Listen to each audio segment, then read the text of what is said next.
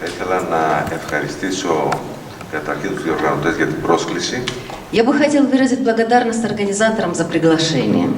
Και να χαιρετήσω τους παρευρισκόμενους И поприветствовать всех присутствующих. Και τους συναδέλφους ομιλητές. И коллег выступающихся. Η θεματολογία του φόρουμ Тематика нашего форума είναι κάτι το οποίο είναι το πλέον επίκαιρο διεθνώς πρόβλημα, ζήτημα της εποχής μας. Это действительно самая актуальная тематика, вопрос нашей эпохи на международной арене. Ουσιαστικά όλοι έχουμε ακούσει ότι τον όρο τέταρτη βιομηχανική επανάσταση ή βιομηχανία 4.0 Все наверняка услышали термин «четвертая революция», «промышленная революция» или «индустрия 4.0». Ξεκινάει δηλαδή η τέταρτη βιομηχανική επανάσταση ακριβώς επειδή η ψηφιοποίηση έχει επιτρέψει την ανάπτυξη τεχνολογιών. То есть четвертая промышленная революция возникает именно потому, что цифровизация позволяет столь бурное развитие технологий, που θα αλλάξουν την ανθρωπότητα και την βιομηχανία. которые коренным образом поменяют человечество и промышленное производство, индустрию. Ήδη οι αλγόριθμοι ελέγχουν σε μεγάλο βαθμό τη ζωή μας. Уже в большой степени алгоритмы управляют нашей жизнью. Η εξελιγμένη ρομποτική εφαρμόζεται παντού. Передовая робототехника уже применяется повсеместно. Η τεχνητή νοημοσύνη είναι γύρω μας. Искусственный интеллект окружает нас. Το GPS το γνωρίζουμε όλοι και το χρησιμοποιούμε. Все мы прекрасно знаем навигатора GPS и пользуемся им. Η τρισδιάστατη εκτύπωση 3D printing, печать. Και πολλές άλλες τεχνολογίες И очень много других технологий, применений, που στην καθημερινότητά μας πολλές φορές κάποιες από αυτές τις χρησιμοποιούμε которые мы регулярно применяем в нашей повседневной жизни, χωρίς να έχουμε ιδιαίτερες γνώσεις, даже не обладая особыми знаниями, μέσω των συσκευών. с помощью всех приложений. Τάμπλετ, smartphones, κομπιούτερ. Таблеты, смартфоны, компьютеры. Και κάθε άνθρωπος И любой είναι συνδεδεμένος человек στο ίντερνετ постоянно связан, находится в интернете, в сети, και απολαμβάνει μία σειρά υπηρεσιών εκεί που βρίσκεται. и, находясь на месте, пользуется рядом услуг. Η ψηφιακή λοιπόν αυτή η επανάσταση καταργεί την έννοια του κέντρου. Таким образом, вот эта цифровая революция отменяет понятие центр, центрального аппарата. Οι συνέπειες αυτές είναι τόσο τεράστιες Последствия настолько велики, που τεράστια κεφάλαια κινητοποιούνται για επενδύσεις στις τεχνολογίες της πληροφορικής και της επικοινωνίας. что большие средства как раз применяются в инвестиции в IT-технологии и в телекоммуникации. Οι επενδύσεις αυτές κατευθύνονται σε μεγάλο βαθμό σε αυτό που ονομάζουμε τρίτη πλατφόρμα, Эти инвестиции направляются на то, что мы называем третью платформу. που είναι θέματα που συνδέονται με την κινητικότητα, Это такие вопросы, связанные с мобильностью, το cloud, το big data, τα social networks. с облачными вычислениями, с большими данными, социальными сетями. Και έρχονται νέες πολλά υποσχόμενες τεχνολογίες, А также появляются новые, многообещающие технологии, όπως η αυξημένη εικονική πραγματικότητα, такие как дополненная виртуальная реальность, η ρομποτική, η τεχνητή νοημοσύνη, робототехника, искусственный интеллект, τα γνωσιακά συστήματα και άλλα. когнитивные системы и другое. Όπως ανέφερα πριν, η τέταρτη βιομηχανική επανάσταση συνδέεται με αυτό που έχει επικρατήσει σαν όρος βιομηχανία 4.0. Как я уже сказал, четвертая промышленная революция, она связана с этим термином, который преобладает на всем мире, индустрия 4.0, промышленность 4.0. Αυτό σημαίνει την πλήρη αυτοματοποίηση της βιομηχανικής παραγωγής. Это означает полная повсеместная автоматизация промышленного производства. Με στόχο βέβαια πάντοτε την επίτευξη ανταγωνιστικότητας σε διεθνές επίπεδο.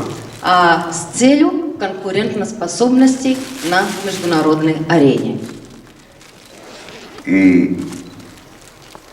Τα αποτελέσματα δείχνουν ότι η επιλογή των επιχειρήσεων στις τεχνολογίες αυτές έχουν άμεση σχέση με τη βελτίωση των χρηματοοικονομικών και των επιχειρησιακών λειτουργιών τους. Результаты показывают, что применение предприятиями этих технологий, этих средств как раз дают очень хороший результат, финансовый результат, деловой результат при функционировании предприятий, при годовой доходности. Οι οργανισμοί που υιοθετούν την τεχνητή νοημοσύνη και άλλες νέες τεχνολογίες αυξάνουν γρήγορα τα ετήσια κέρδη τους. А те организации, которые применяют искусственный интеллект и другие технологии, они ежегодно развивают увеличивают свою прибыль. Σε αυτό το περιβάλλον βέβαια πρέπει να σκεφτούμε ότι και το κράτος οργανώνει ψηφιακά τις δικές του υπηρεσίες προκειμένου να εξυπηρετηθεί καλύτερα ο πολίτης και να μειωθούν τα διάφορα κόστη που συνεπάγεται η εκ του σύνεγγυς εξυπηρέτηση. А в этой связи мы прекрасно осознаем, что государственное управление тоже применяет новые технологии для того, чтобы лучше обеспечивать услуги населению и уменьшать расходы. Όπως ακριβώς υπόθηκε και στο μήνυμα του κυρίου Υπουργού, η Μόσχα είναι πρωτοπόρος στην εφαρμογή ψηφιοποίησης υπηρεσιών προς τους πολίτες. И как было сказано в послании министром правительства Москвы господина Черемина, Москва действительно занимает передовое место в обеспечении цифровизации услуг населению. Θα αναφερθώ εν συντομία και στις εξελίξεις που αφορούν την Ελλάδα. Вкратце я коснусь и картины в Греции, в моей стране. Το 2019, 7 στους 10 Έλληνες πολίτες είχαν πρόσβαση στο ίντερνετ. В 2019 году 7 из 10 греков имели доступ к интернету. Φαντάζομαι ότι σήμερα αυτός ο αριθμός έχει ανέβει. Предполагаю, что эта цифра сегодня уже увеличилась на сегодняшний день. Η Ελλάδα έχει επίσης προχωρήσει στις επενδύσεις σχετικά με τη μετάβαση σε δίκτυα 5G. Также Греция далеко пошла относительно инвестирования в сети 5G, 5G. Έχει προχωρήσει αρκετά η προσπάθεια κάποιων επιχειρήσεων να εισάγουν νέες τεχνολογίες. Также далеко пошли уже усилия предприятий применять, внедрять новые технологии. Και υπάρχουν ζώνες τεχνολογίας και καινοτομίας που έχουν αναπτυχθεί σε διάφορες πόλεις, στην Αθήνα, στη Θεσσαλονίκη, στα Γιάννενα. И во многих городах, в Афинах, в Салониках, в Янинах существуют так называемые зоны или парки, технологические инновационные парки, όπου зоны. σε συνεργασία με τα πανεπιστήμια προωθούν την έρευνα και την ανακάλυψη νέων καινοτομιών. Где в сотрудничестве с высшими учебными заведениями как раз продвигается исследование в области новаторских новых передовых технологий. Σημαντική είναι επίσης η πρόοδος που υπήρξε στην ψηφιοποίηση των υπηρεσιών του κράτους. Также очень важный сдвиг был сделан в сторону цифровизации государственных услуг. Παρότι είχε ιδρυθεί ήδη από το 2015-16 ένα Υπουργείο Ψηφιακής Πολιτικής, Еще с 2015-2016 года было утверждено создание Министерства цифровой политики. Το 2019 τον Ιούλιο ουσιαστικά διοργανώθηκε το Υπουργείο Ψηφιακής και έγινε το Υπουργείο Ψηφιακής Διακυβέρνησης. В июле 2019 года это министерство было переобразовано в в Министерство цифрового управления. Είναι ένα Υπουργείο το οποίο έχει συγκεντρώσει όλες τις δομές που έχουν σχέση με την πληροφορική και τις τηλεπικοινωνίες. А в нем как раз сконцентрированы все структуры, связанные с информатикой, с IT-технологиями. Και ο στόχος του είναι να παράσχει ηλεκτρονικές υπηρεσίες προς τους πολίτες, πραγματοποιώντας τον ψηφιακό μετασχηματισμό. И на самом-то деле цель этого министерства предоставлять населению, гражданам услуги цифровым способом с помощью цифровой трансформации страны. Η πανδημία Пандемия λειτουργήσε καταλυτικά για την επιτάχυνση αυτών των στόχων. на самом-то деле стала катализатором для ускорения этих целей, цифровизации страны. Αν θυμόσαστε, το Μάρτιο του 2020 έγινε το συνολικό lockdown. Если помним, в марте 2020 года у нас было полное закрытие, полный локдаун. Ακριβώς τον Μάρτιο λοιπόν του 2020 δημιουργήθηκε μία πλατφόρμα И именно в марте 2020 года была создана платформа που είναι gov.gr gov.gr, που gov.gr. ανέπτυξε 503 υπηρεσίες Изначально она предоставляла 503 услуги και цифровые, электронные. οι εξελίξεις ήταν τόσο πολύ ραγδαίες που στα τέλη του Δεκεμβρίου του 2021 οι υπηρεσίες αυτές έχουν ξεπεράσει τις 1304. Но на самом-то деле события развивались столь стремительно, что к концу декабря 2021 года количество предоставляемых услуг этой платформы уже превышает 1304 услуги. Το 2021 κατεγράφησαν 500.000 ψηφιακές συναλλαγές μέσα από αυτή την πλατφόρμα. И с помощью этой платформы в прошлом году, в 2021 году, было зафиксировано 500 миллионов цифровых транзакций. Η Ελλάδα είναι μια χώρα, ξέρετε, της οποίας ο πληθυσμός είναι γύρω στα 10 εκατομμύρια κάτοικοι. Учтите, что население страны составляет примерно 10 миллионов граждан. Ο αριθμός αυτός λοιπόν είναι υψηλός. Следовательно, вот эти Για τα цифры, δεδομένα они της очень χώρας. высокие, учитывая население страны. Και μπορεί να φανταστούμε τι σημαίνει 500.000 επισκέψεις ανθρώπων και μάλιστα μέσα στην πανδημία σε διάφορες δημόσιες υπηρεσίες. И мы можем означать, что означает 500 εκατομμύρια. 500 миллионов как раз посещений, транзакций людей, граждан, обращений через эту платформу во время пандемии и ограничений. Πολύ μεγάλη επιτυχία με διεθνή αναγνώριση είχε το σύστημα του εθνικού εμβολιασμού. Также большим успехом и всемирно признанная система национальной вакцинации. Όπου μέσω του συστήματος αυτού πραγματοποιείται ο εμβολιασμός των κατοίκων С помощью этой платформы χωρίς проводится να υπάρξει καμία άλλη φυσική παρουσία παρά μόνο στο κέντρο του εμβολιασμού. С помощью этой платформы проводится вакцинация населения. И единственное физическое присутствие это только на месте, где как раз вводится вакцина. Όλη η διαχείριση έγινε ηλεκτρονικά των ραντεβού ή των προβλημάτων που προέκυπταν ενδεχόμενα από τα προσωπικά προβλήματα κάποιου. Вся система фиксации назначения времени, вакцинации, решения любых возникающих проблем, все это проводится в электронном цифровом виде. Για να γίνει κατανοητό αυτό πρέπει να υπενθυμίσω ότι δεν υπήρχαν πλήρως ποσότητες εμβολίων. И для того, чтобы была понятна ситуация, хочу вам напомнить, что вначале не хватало нужное количество вакцин в стране. Ταυτόχρονα έγινε μια διαχείριση εμβολιασμού ανάλογα με ηλικίες. Далее было решено провести вакцинации в зависимости от возраста. Και ταυτόχρονα, καθώς γνωρίζετε, τα εμβόλια τα οποία κινούνται μέσα στο πλαίσιο της Ευρωπαϊκής Ένωσης έχουν και δυσχέρειες και μετακίνησης και φύλαξης, διότι απαιτούν πολύ χαμηλές θερμοκρασίες διατήρησης.